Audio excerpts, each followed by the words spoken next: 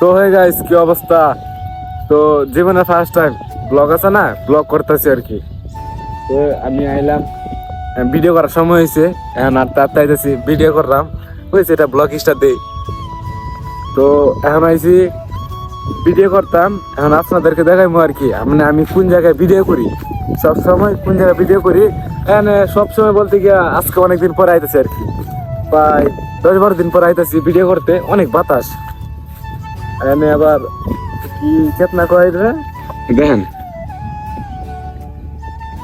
এই সরিষা ক্ষেত, আর এই যে বড় বড় গাছগুলো লাগতেছেন না, হ্যাঁ নিজে ভিডিও করি আর কি।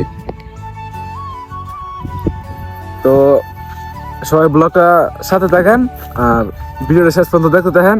এখন আমি যাই, আপনাদেরকে দেখেন আমি কেমন ভিডিও করি আর কি। তো সবাই দেখতে দেখেন।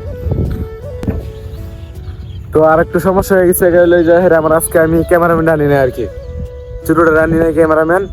তো হ্যাঁ আজকে একটু সমস্যা হয়েছে আর কি, এই জন্য হ্যাঁ বুঝেছে, হ্যাঁ আজকে আইবো না আর কি, ভালো লাগতেছে না। তো দেখেন সরিষা ক্ষেতের দ্বারা আগে গেছি গা, হ্যাঁ যা ভিডিও করবো। আর এটা সরিষা ক্ষেত, আর ভিউটা অনেক সুন্দর,